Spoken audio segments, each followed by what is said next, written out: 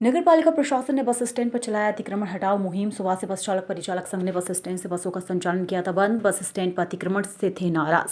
CMO कमल मुजालदा ने कर्मचारियों के साथ अतिक्रमणकर्ताओं पर चलाया बुलडोजर। नगर पालिका ने अलीराजपुर बस स्टैंड से हटाया अतिक्रमण, कार्यवाही जारी। अलीराजपुर बस स्टैंड पर पड़ते अतिक्रमण और उससे आम यात्रियों को हो रही परेशानी की खबर प्रसारित होने के बाद जिला प्रशासन और नगर पालिका ने तुरंत संज्ञान लिया। शिकायतों और न्यूज रिपोर्ट के आधार पर नगर पालिका की टीम ने मौके पर पहुंचकर बस स्टैंड परिसर में फैले अतिक्रमण को हटाया। अतिक्रमण हटाने की इस कार्रवाई में यात्रियों को आवागमन में बड़ी राहत मिली है। बस ऑपरेटरों ने भी बताया कि पिछले कई दिनों से अवैध कब्जों के कारण बसों का संचालन प्रभावित हो रहा था, जिससे आए दिन विवाद की स्थिति बन रही थी। नगर पालिका सीएमओ ने बातचीत में बताया कि अतिक्रमण हटाने की मुहिम निरंतर जारी रहेगी। बस स्टैंड, मुख्य बाजार और अन्य सार्वजनिक स्थानों पर अवैध कब्जे किसी की भी स्थिति में बर्दाश्त नहीं किए जाएंगे। जनता की सुविधा हमारी प्राथमिकता है। साथ ही नगर पालिका की अचानक हुई कार्यवाही से जहां आम लोगों में खुशी का माहौल है, वहीं व्यापारी वर्ग को भी स्पष्ट संदेश दिया गया कि अब नियमों का उल्लंघन करने वाला नहीं है। स्थानीय प्रशासन को भी कार्रवाई के लिए मजबूर होना पड़ता है। मुहिम चलाई गई, अतिक्रमण हटाया गया, क्या कहेंगे उसको लेकर? कब तक ये कार्रवाई चलती रहेगी? ये कार्रवाई निरंतर चलती रहेगी और जैसी शिकायतें प्राप्त होगी उस आधार पर नियमानुसार कार्रवाई की जाएगी। सर, आज अचानक नगर पालिका अमला नगर में घूमा, अतिक्रमण हटाने क्या वजह थी इसकी?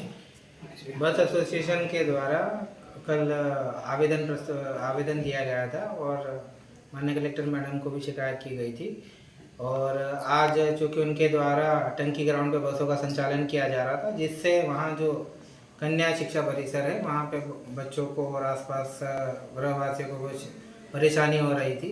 तो वरिष्ठ अधिकारियों के मार्गदर्शन के अनुसार नगर पालिका और यातायात थाने की टीम के द्वारा संयुक्त कार्रवाई की गई अतिक्रमण हटाने के संबंध। सर, बड़े दुकानदारों को आपके द्वारा छूट दी गई है, समय दिया गया, लेकिन छोटे दुकानदारों के ऊपर आपने जेसीबी चलाई है? नहीं, सभी दुकानदारों पे समान रूप से कार्रवाई की गई। कुछ जो बड़ी दुकानें थी उन्हें एक दिन का समय दिया गया और कल उन पे फिर से कार्रवाई सर, आरोप ये लग रहा है कि भेदभावपूर्ण कार्रवाई की गई जी, है। हमने जो बड़ी दुकानें थे उन दुकानों को एक दिवस का समय दिया है और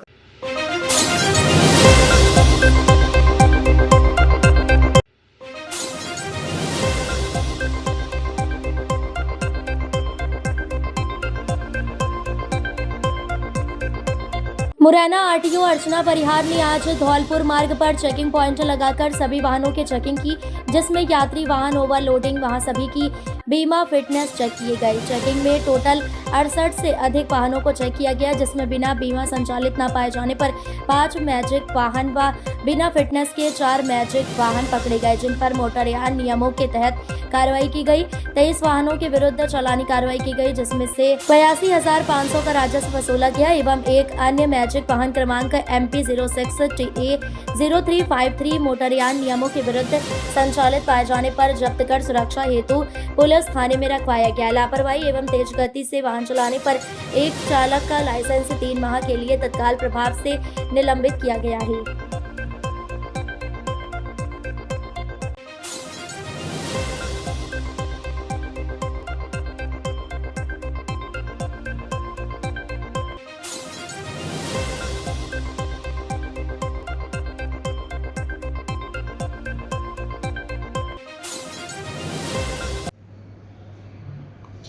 श्रीमान जिलाधीश महोदय और टीसी महोदय के निर्देश पर आज हमने यात्री बसों की चेकिंग के लिए विशेष अभियान चलाया है। इस दौरान हमने देवरी और सरायछोला थाना अंतर्गत चेकिंग पॉइंट लगाया है। विशेष रूप से हमने धौलपुर जाने वाले जो यात्री वाहन हैं उनकी इस दौरान जांच की है। लगभग 65 से 68 गाड़ियों की इसमें हमने जाँच की है। इस दौरान एक मैजिक जो है कंडम हालत में पाई जाने पर हमने उसे जब्त करके ट्रैफिक थाने पर रखवाया है। 23 अन्य वाहनों पर विभिन्न धारा में चालानी कार्रवाई करके लगभग 82,500 रुपये का राजस्व हमने आज दिनांक की कार्रवाई से वसूल किया है। आगामी दिवस तक भी विभिन्न क्षेत्रों में हमारी ये कार्रवाई निरंतर जारी रहेगी।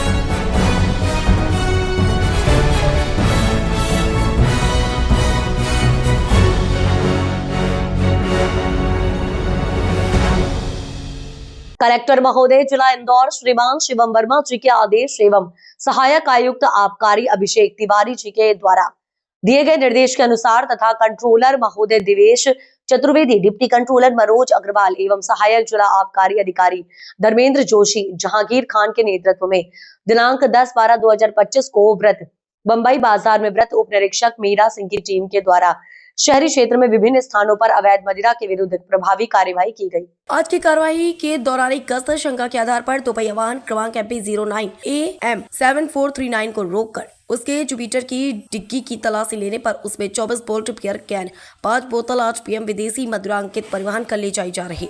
जब्त कर आरोपी अंकित कौशल उर्फ अक्कू पिता राजू कौशल उम्र 25 वर्ष निवास राधा गोविंद का बगीचा जबरन कॉलोनी इंदौर को रंगे हाथ गिरफ्तार किया गया। आरोपी के विरुद्ध आबकारी अधिनियम 1915 की धारा 34(1) के तहत प्रकरण पंजीबद्ध कर विवेचना में लिया गया। जब्त मदिरा और वाहन की कुल कीमत 1,06,080 रुपए रही। आज की कार्रवाई में आरक्षक मनोज करे, मोहित रायकवार, मोहित कचावा, एलेन बघेल और ड्राइवर रितेश का सराहनीय योगदान रहा।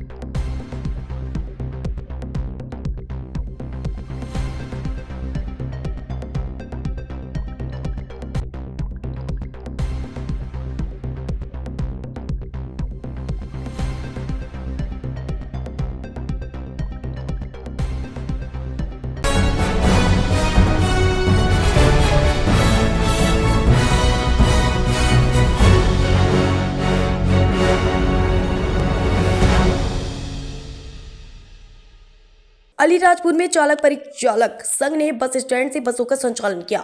बंद टंकी ग्राउंड से चल रही बसें, यात्री हुए परेशान। नगर पालिका की उदासीनता के चलते बस स्टैंड पर फैली अव्यवस्था से है नाराज चालक परिचालक संघ। बस चालकों ने कहा, बस स्टैंड पर फैले अतिक्रमण से बसों को चलाने में हो रही दिक्कत, हमारी मांगे पूरी होने के बाद ही बस स्टैंड से होगा बसों का संचालन। नगर के बस स्टैंड से बसों का संचालन बंद होने से बस स्टैंड पर सन्नाटा पसरा रहा। चालक परिचालक संघ के पीयूष चंदेल ने कहा कि हमारी द्वारा नगर पालिका, सीएमओ और जिला प्रशासन को अवगत कराने के बाद भी हमारी समस्या को हल नहीं किया। आए दिन ड्राइवर कंडक्टर के साथ मारपीट की घटना होती। बस स्टैंड पर बीच रोड पर वाहन चालकों के द्वारा गाड़ी खड़ी कर दी जाती है, हटाने पर विवाद होता है, जिसको दूर करने के लिए स्थानीय प्रशासन कोई ठोस कदम नहीं उठा रहा। अगर हमारी मांगे नहीं मानी गई तो आगामी दिनों में हम बसों का संचालन अलग अलग रूटों से करेंगे। सबसे पहले तो हमको कोई सूचना नहीं मिली कि बस स्टैंड चेंज कर दिया जाएगा। और जब मैं आज जैसे ही बस स्टैंड पे पहुंची, मुझे ड्यूटी जाना था, तो ड्यूटी पे बस स्टैंड पे जाके देखा तो एक भी बस खड़ी नहीं थी। मुझे बहुत परेशानी हुई। इधर उधर मैंने पूछा कि बस कहाँ लगी हुई है, कहाँ किधर से जाना है, तो लोगों ने बताया है कि बस स्टैंड टंकी ग्राउंड में लगी है। अब वहाँ से फिर मुझे लेट हो गई थी, तो मुझे वहाँ से पैदल इधर आना पड़ा। और फिर मैं इधर पूछते टंकी ग्राउंड में यहाँ जाके देखा तो बसें सारी लगी हुई थी, जा नहीं थी। क्या शुभ नाम है आपका? लता मंडल। बस स्टैंड छोड़ के यहाँ पे बस बंद करी है, यहाँ पे क्यों शिफ्ट हुए हैं? बस स्टैंड पे हमने नगर पालिका और पुलिस विभाग को कई बार आवेदन दे चुके थे कि बस स्टैंड की व्यवस्था इतनी बिगड़ चुकी है। 2 व्हीलर 4 व्हीलर वालों का अतिक्रमण क्या वहाँ समझ में खड़ा कर देना, ये करना। उन्होंने कोई नगर पालिका की कोई व्यवस्था ढंग उन्होंने कर रखी है। पुलिस प्रशासन में तो यातायात प्रभारी को हमने कहा था, तो वो तो खुद तो अपने बल लेके आए थे। उन्होंने शनिवार को हमने मौखिक चर्चा करी थी, उन्होंने 2 दिन का आश्वासन दिया था और वो तो अपना बल लेके आए थे, मगर नगर पालिका वालों ने फोन उठाना तक उचित नहीं समझा। उस वजह से हमारे को ये कदम उठाना पड़ा। कलेक्टर के यहाँ कोई मैसेज? कलेक्टर साहब के हमने आवेदन दे चुके थे, उसकी प्रतिलिपि एसपी साहब को, नगर पालिका, यातायात थाना, पुलिस थाना, सब जगह हम दे चुके हैं। अभी तक उनकी क्या कार्रवाई? कोई कहीं नहीं हुआ। सिर्फ यातायात प्रभारी आए थे, उन्होंने यातायात प्रभारी आते हैं, बाकी कोई नहीं आता है। और बड़ौदा बैंक से लगा के बस स्टैंड तक का भी इतना अतिक्रमण हो चुका है कि बस निकलना दिक्कत है। इधर बैंक वालों में जो कर्मचारी आते हैं, उनकी बाइक के बाहर खड़ी हो जाती है, पूरा रोड जाम हो जाता है। जिला प्रशासन से क्या मांगे तुम्हारी? जिला प्रशासन तो यही मांग है कि व्यवस्था थोड़ी सुचारू रूप से। यहाँ आए हो, ये सरकारी है और ये स्कूल का ग्राउंड है, यहाँ पे शिफ्ट करना उचित नहीं है।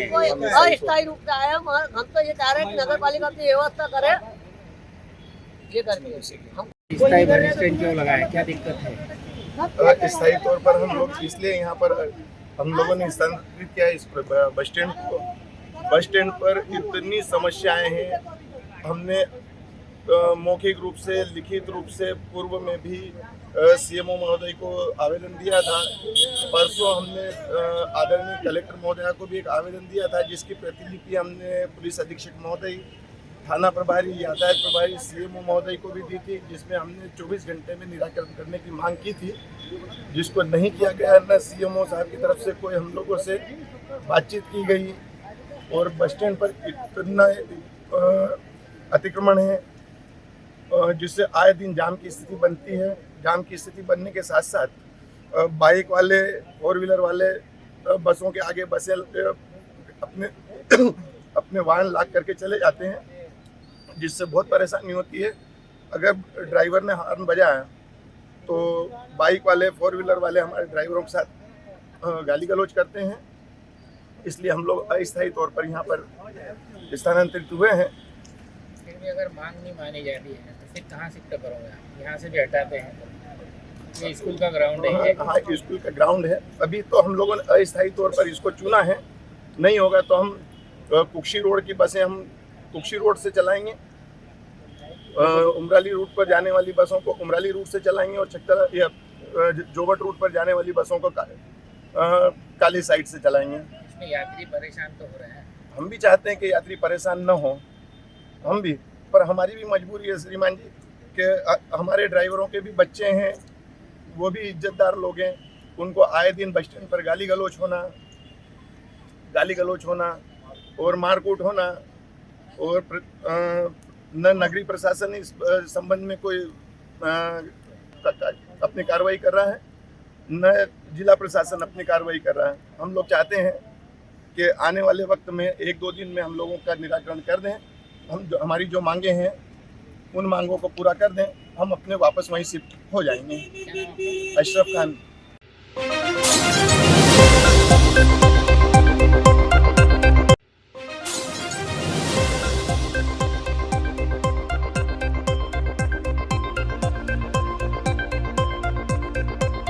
अलीराजपुर एसपी रघुवंश सिंह भदौरिया ने उमराली चौकी पर पदस्थ प्रधान आरक्षक को किया निलंबित। 500 रुपए की रिश्वत लेते सोशल मीडिया पर वीडियो हुआ था वायरल। सोशल मीडिया पर चौकी उमराली के कार्यवाहक प्रधान आरक्षक क्रमांक 83 मनोहर जाटव का एक वीडियो वायरल हुआ है, जिसमें वे एक व्यक्ति से पैसे लेते हुए दिखाई दे रहे हैं।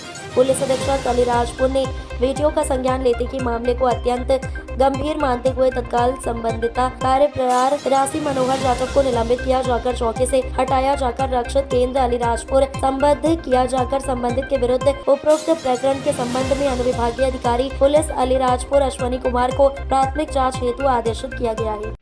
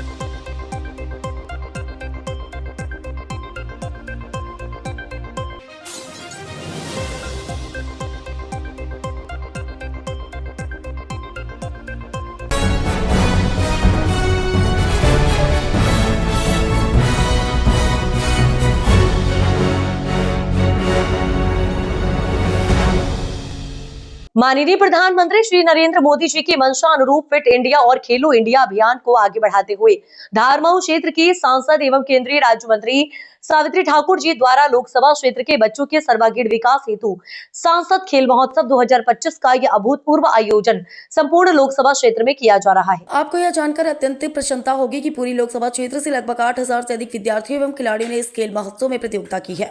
वह प्रत्येक खिलाड़ी को माननीय मंत्री जी द्वारा प्रमाण पत्र प्रदान किया जा रहा है, जो बच्चों को प्रोत्साहित तो करेगा ही, इसके साथ ही भविष्य में एक उपलब्धि के रूप में उनका काम भी आएगा। इसी श्रृंखला को आगे बढ़ाते आज धर्मपुरी विधानसभा की मैक्स एकेडमी स्कूल में सांसद खेल महोत्सव का आयोजन किया गया। कार्यक्रम का शुभारंभ अतिथियों द्वारा मां सरस्वती जी के चित्र पर माल्यार्पण कर सरस्वती वंदना से किया गया। मुख्य अतिथि के रूप में रामेश्वर शर्मा, महेंद्र महाजन, कमलेश मानवे, जनपद उपाध्यक्ष कालू सोलंकी, मनीष शर्मा आदि भाजपा पदाधिकारी, साथ में धर्मपुरी विधानसभा के सभी प्रशासनिक अधिकारी, समस्त स्टाफ उपस्थित रहा। आयोजन किया जा रहा है, किसके अंतर्गत किया जा रहा है? ये सांसद खेलकूद महोत्सव 2025-26 इसमें पूरे 7 विधानसभाओं में आयोजित हुआ ये खेलकूद। अब अंतिम में धर्मपुरी विधानसभा में इसका आज शुभारंभ हुआ है और 6-7 प्रतियोगिता है और मैक्स एकेडमी धर्मपुरी वालों ने इसका बहुत अच्छा संचालन किया है। आज सांसद खेल महोत्सव का आयोजन किया जा रहा है, आप क्या संदेश देना चाहेंगे बच्चे और बच्चियों को? स्वस्थ शरीर में ही स्वस्थ मस्तिष्क को स्वस्थ मन निवास करता है। तो मोदी जी का ये, प्रधानमंत्री जी का ये वो था कि बच्चे युवा स्वस्थ रहे, जिससे उनका मस्तिष्क भी स्वस्थ रहे और अच्छे पढ़े लिखे। और इसीलिए खेलो इंडिया और ये सांसद लोगों को प्रतियोगिता करवाने का प्रोत्साहन दिया गया है।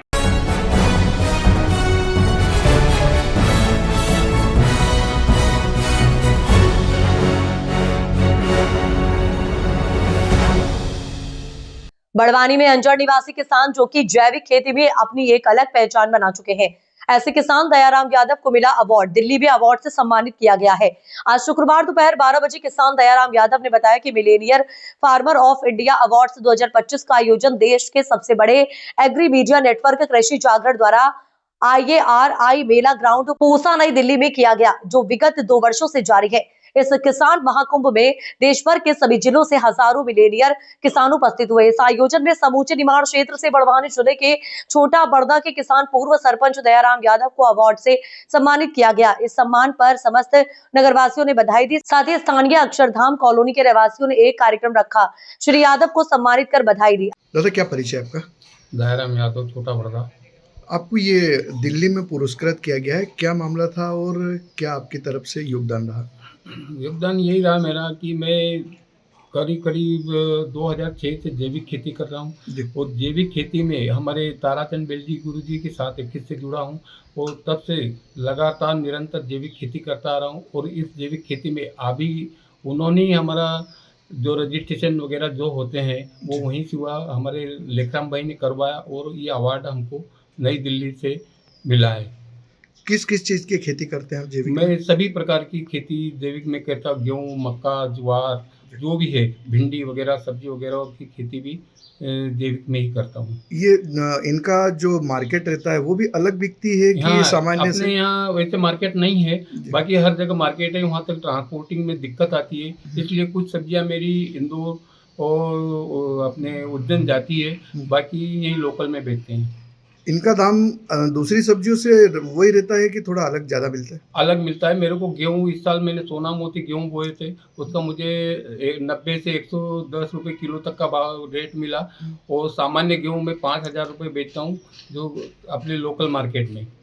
और वैसे भी सब्जियों का भाव भी लोकल मार्केट में कम है और ऑर्गेनिक में जब मेरी सब्जी जाती है तो उसका भाव मुझे 50-60 रुपये मिलता है। अन्य किसानों को क्या संदेश रहेगा आपका? अन्य किसानों से मेरा संदेश यही है कि कम से कम मेरे क्षेत्र के, मेरे गांव के लोगों से मेरा यही निवेदन है, नहीं ज़्यादा तो 1 एकड़ में अपने परिवार को जहर मुक्त अनाज सब्जियां खिलाएं। और हर किसान ये कर सकता है, क्योंकि पहले ज़माने में ऐसा होता था, हर घर में सब्जियां लगाई जाती थी और शुद्ध और जैविक फसलें होती थी और खाते थे।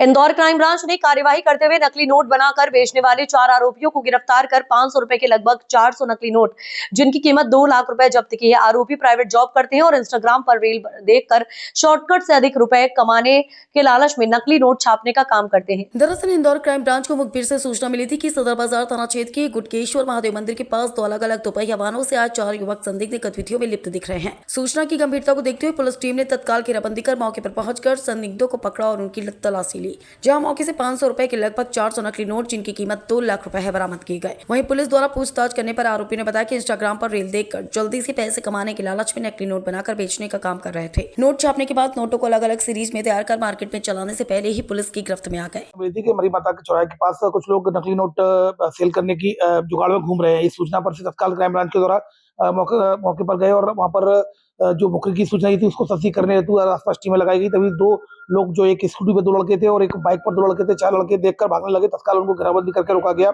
और उनसे पूछताछ की गई और तलाशी में उनके कब्जे से लगभग 2 लाख के नकली नोट मिले हैं और जो 500 के नकली नोट थे 500 के, उनसे जब पूछताछ की गई तो उनके द्वारा बताया गया इंस्टाग्राम पर जो रील थी, रील के माध्यम से उन्होंने संपर्क किया। जो रील पर नंबर था कि नोट कैसे मिलते हैं और उनसे संपर्क किया जाकर 50,000 रुपए उन्होंने कैश दिए गए और उसके बाद 50,000 के बदले उनको 2 लाख रुपए के नकली नोट मिल गए। तो वो अब 2 लाख रुपए ये मार्केट में खपाना चाह रहे थे। सबसे बड़ी बात इसमें यह है कि चारों ही स्टूडेंट्स हैं और 2 जैसे बीटेक और 2 डिप्लोमा कर रहे हैं, 2 इंदौर के ही हैं और 2 महाराष्ट्र के हैं जो कि जॉब के लिए प्लेसमेंट के लिए आए थे। तो कुल मिलाकर स्टूडेंट्स के द्वारा ये कृत्य किया गया है। फिलहाल इसमें केस रजिस्टर्ड क्राइम ब्रांच में कर लिया गया है और इसके आरोपियों को गिरफ्तार कर लिया गया है। अब इनके पास ये पैसे किस तरह से पहुंचे, चूंकि इनके 50,000 इनके द्वारा ट्रांसफर कर दिए थे अकाउंट में, लेकिन ये पैसा फिजिकली 2 लाख कैसे आया ये पूछताछ की जाकर इनसे इसका भी सुराग लिया जाएगा। सर, उज्जैन में अभी पिछले दिनों एक बड़ा गिरोह पकड़ा था, इसके बाद 17 लाख रुपए के नकली नोट बरामद हुए थे। वो इंदौर में नोट छाप रहे थे, क्या इन्होंने उनसे ही नोट लिए? ये देखिए, जैसा कि उनके द्वारा प्रारंभिक पूछताछ में इनके द्वारा बताया गया कि इंस्टाग्राम पर जो रील थी, रील के माध्यम से इनके जो रील में नंबर था उससे संपर्क किया गया था। अब किस माध्यम से लेकर आए थे, ये फिजिकली इनको कैसे नोट मिले, इन सारी चीजों को अभी पुलिस रिमांड पर लिया जाकर इनसे पूछताछ की जा रही है।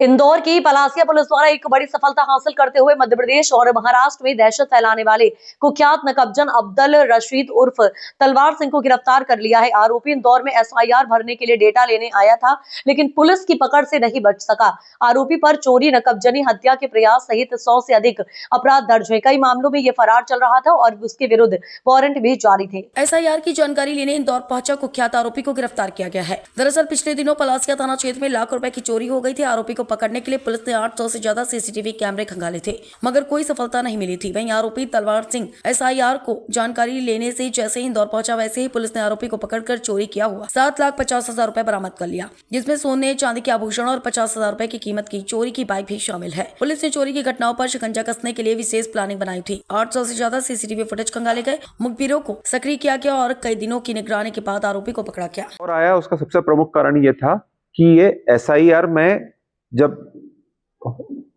एसआईआर की गतिविधियां चल रही थी तो ये अपना नाम उसमें ऐड कराने आया था और जब नाम ऐड करा लिया इसने तो फिर इसने सोचा कुछ पुनः इंदौर आया तो उसको पूरा एरिया मालूम ही था और वहां पर इसने वारदात की और वारदात करके ये वापस अपने शहर अकोला चला गया।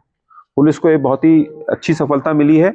ये ना सिर्फ इंदौर के लिए बल्कि मैं समझता हूं कि दूसरे आसपास के राज्यों के लिए भी ये काफी बड़ा आरोपी रहा है, अपराधी रहा है। ये हमारी जो पूरी टीम थी, हमारे जो इस पूरे जो इन्वेस्टिगेशन थे, इसमें हमारा जो एसीपी है तुषार सिंह, इनके मार्गदर्शन में, उनके नेतृत्व में पूरी टीम हमने बनाई थी। हमारे थाना प्रभारी सुरेंद्र सिंह, इनके साथ ही हमारे जो एएसआई सुधीर शर्मा, रिंकू राजपूत, सोनू मालवीय, अभिषेक सिंह, इमरत यादव, जितेंद्र सिंह और हमारे साइबर सेल के भी जो हमारे कर्मचारी हैं विकास, अंकित और अमित मौर्य, ये सभी लोगों ने बहुत ही मिलजुल कर, और एक बोलना चाहिए कि कोई भी अपराध के होने के बाद में जिस तरह का एक टीम वर्क दिखाना चाहिए, इन सभी ने दिखाया। और हमने अपराध के होने के बाद भी इस पर 10,000 रुपए के इनाम की घोषणा कर दी थी। तो ये इनाम की जो राशि होगी वो सभी हमारे जो कर्मचारी होंगे उनको ये वितरित की जाएगी।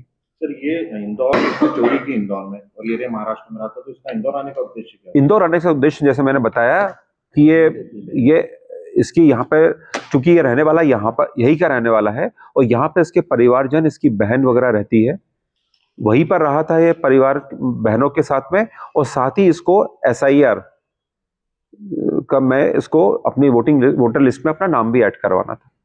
इसकी उम्र क्या थी और क्या कुछ इस पे कितने अपराध दर्ज है? हाँ, महाराष्ट्र और मध्य प्रदेश की बात करें, जैसे मैं अभी हम लोग आपको लिस्ट भी दे रहे हैं पूरे अपराधों की।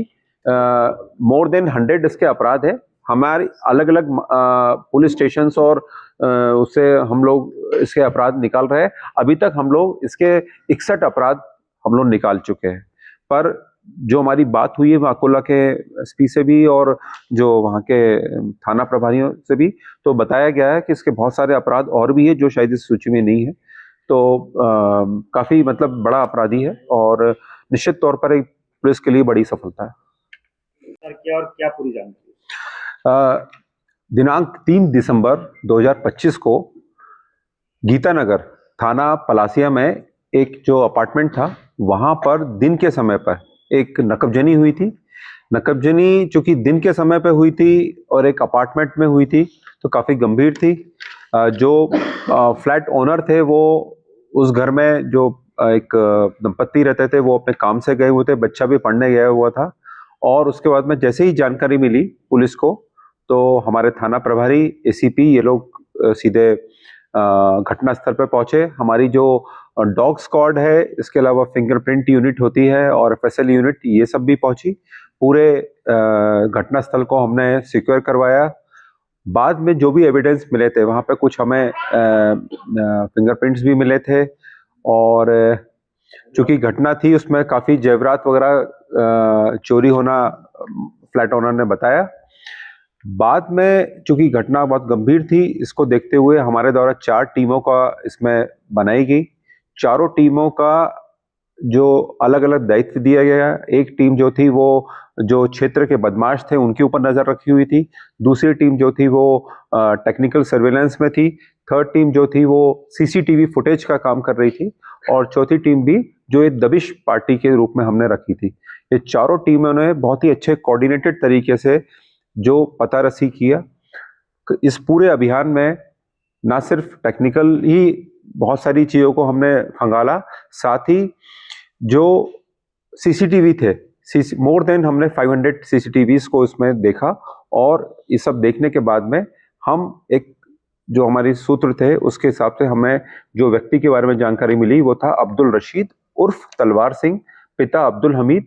और ये मूलतः ये जो व्यक्ति इंदौर का ही रहने वाला है, लेकिन ये पिछले कुछ सालों से मतलब टू बी प्रिसाइज 2006 के बाद में ये अकोला महाराष्ट्र में जाके रहने लगा था। इसके पूरे महाराष्ट्र और मध्य प्रदेश में मिलाकर मोर देन 100 अपराधों में संलग्न रहा है। इसके ऊपर न सिर्फ चोरी नकबजनी के अपराध बल्कि हत्या के प्रयास जैसे अपराध भी इसके द्वारा किए गए हैं। महाराष्ट्र पुलिस से हम लोग लगातार संपर्क में हैं। अलग अलग जो जिले हैं वहाँ के एसपी से बात हुई है और उनके द्वारा बताया गया है कि ये व्यक्ति जो है ये काफ़ी शातिर किस्म का नकबजन और बदमाश है। और पुलिस, महाराष्ट्र पुलिस ना सिर्फ अपराधों में बल्कि कई वारंट्स भी इसके अगेंस्ट में अलग अलग न्यायालयों द्वारा जारी हुए हैं, उसमें भी इसकी तलाश थी।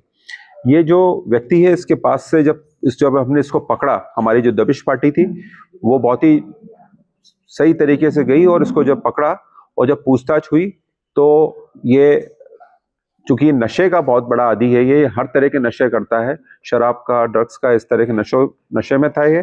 फिर इससे बहुत गहरी पूछताछ हुई और इसके द्वारा जो भी सामान था, जो भी पूरे जैसा आप देख रहे हैं चोरी में गया हुआ पूरा सामान पुलिस ने इसके पास से बरामद किया।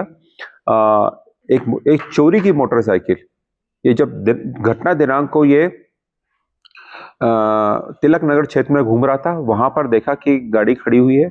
उसने उस गाड़ी को अपने कब्जे में ले लिया और उसी गाड़ी से ये जो अपार्टमेंट था वहां तक पहुंचा और वहां पर ये सीधे अपार्टमेंट में घुसा और देखा कि इसमें ताला बंद है और उसने उसको तोड़ा और चुपचाप जाकर उसने सामान लेके बाहर निकल गया। वो गाड़ी की एफआईआर भी थाना तिलक नगर में है, जिस गाड़ी से वो वारदात करने आया था। एक इंटरेस्टिंग पहलू ये भी है इस पूरी घटनाक्रम का कि ये व्यक्ति मूलतः इंदौर का रहने वाला है, लेकिन जैसा मैंने बताया है कि 2006 में ये जब यहाँ पर उसके ऊपर बहुत सारे मामले कायम हो गए तो उसके बचने के लिए ये अकोला जाके रहने लगा था। अकोला में इसने एक महिला से इसने शादी की और वहीं पर बस गया। वहां पर इसके द्वारा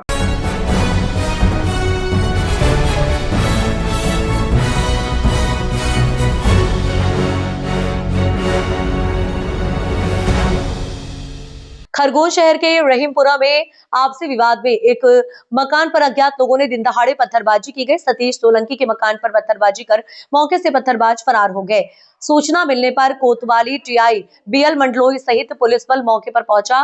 मकान मालिक महिला और उसके पति का आरोप है कि पत्थरबाजों की पुलिस में बीती रात शिकायत करने पर पथराव किया गया। पुलिस शिकायत के आधार एफआईआर दर्ज करा रही है। कोतवाली थाना क्षेत्र के रहीमपुरा की घटना।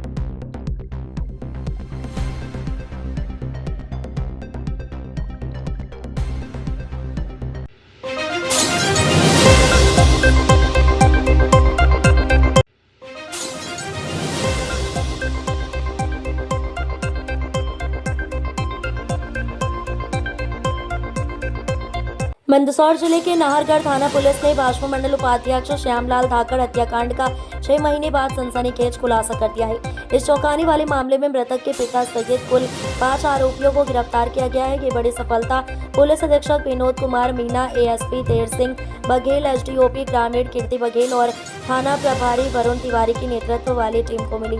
घटना का बैकग्राउंड 18 जुलाई 2025 को श्यामलाल धाकड़ का शव उनके घर की ऊपरी मंजिल पर बने कमरे में मिला था। सोते वक्त सिर, गले और कान पर धारदार हथियार से हमला कर उनकी हत्या की गई थी।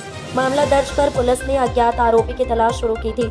जांच में बड़ा मोड़। जांच में पता चला कि मृतक का गांव की एक महिला से संपर्क था और वह अपनी जमीन व मकान उसके नाम करने वाला था। परिवार को इसी बात से समाज में बदनामी का डर था। इसी वजह से मृतक के पिता दौलत राम धाकड़ ने अपने साथियों गोपाल धाकड़, रंगलाल बाचड़ा, सुमित बाचड़ा और अटलू बाचड़ा के साथ बेटे की हत्या की साजिश रची। हत्या के लिए गैंग को 5 लाख रुपए एडवांस दिए गए। 17 जुलाई की रात आरोपी मोटर बाइक से घर पहुंचे, सीढ़ियों से ऊपर बने कमरे में गए और कुल्हाड़ी व चाकू से कई बार कर श्यामलाल की हत्या कर दी। मामले की गैंग विवेचना में तथ्य सामने आए कि हत्या के पीछे पारिवारिक विवाद और जमीन का मुद्दा प्रमुख कारण रहा। सभी 5 आरोपियों को गिरफ्तार कर लिया गया है। विनोद मीना पुलिस अधीक्षक मंदसौर, गिरफ्तार आरोपी दौलत राम धाकड़, पिता नाथूलाल, गोपाल धाकड़, पिता बद्रीलाल, रंगलाल बाचड़ा, पिता कन्हैयालाल, सुमित बाचड़ा, पिता केशराम, अटलू बाचड़ा, पिता बगदी राम क्लोजर नाहरगढ़ पुलिस द्वारा किया गया। ये खुलासा एक लंबे समय से अनसुलझे बड़े हत्याकांड में बड़ी सफलता माना जा रहा है। मामले में आगे की कार्रवाई जारी है।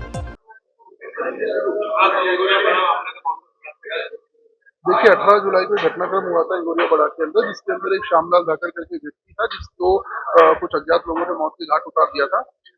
हमारे द्वारा क्योंकि काफी दिनों से ब्लाइंड चल रहा था और सेंसेशनल क्राइम था, तो हमारे द्वारा इसमें आज का खुलासा किया है। इसके अंदर जो मेन मास्टरमाइंड है उनके खुद के पिता है, जिनके द्वारा इस घटनाक्रम को रचित किया गया। उनके द्वारा कुल 5 लाख रुपए की सुपारी दी गई थी, जिसमें 50,000 रुपए काम करने से पहले दिए गए थे और बाकी 4.5 लाख रुपए काम करने के बाद दिए गए थे। इसके अंदर जो 3 लोगों ने व्यक्ति को मृत्यु के घाट उतारा था, वह 2 लोग भी पुलिस के गिरफ्त में है। साथ ही साथ अन्य 2 लोग इस प्रकार से कुल 5 आरोपी पुलिस ने इसमें हिरासत में लिए हैं, जो मुख्य रूप से घटना का कारण जो सामने निकल के आया वह यह निकल के आया कि जो मृतक था वह एक महिला के संपर्क में था और जिसके कारण उसकी आपस में पारिवारिक रंजिश कलह भी चल रहा था और आपस में झगड़े भी चल रहे थे। इस कारण मृतक अपने परिवार से दूर रहता था और अंत में जब परिवार को ऐसा लगा कि वह उसकी संपूर्ण प्रॉपर्टी उस महिला के नाम कर देगा तो इस प्रकार की घटनाक्रम को रचा गया और इस प्रकार सभी आरोपियों को पुलिस द्वारा राउंड अप कर दिया गया है।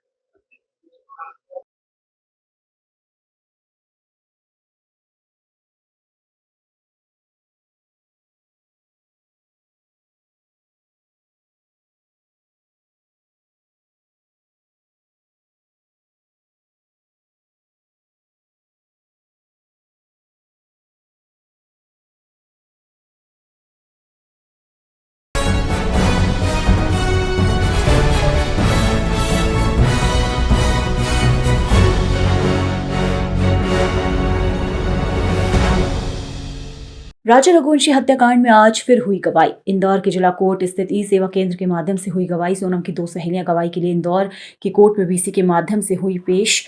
सोहरा कोर्ट में पेश हुए। राजा हत्याकांड में आरोपी राज, विकास, आकाश और आनंद असम जेल में बंद हैं। सोनम को भी वीसी के माध्यम से किया गया पेश। गवाही के बाद युवतियों ने मीडिया से बनाई दूरी।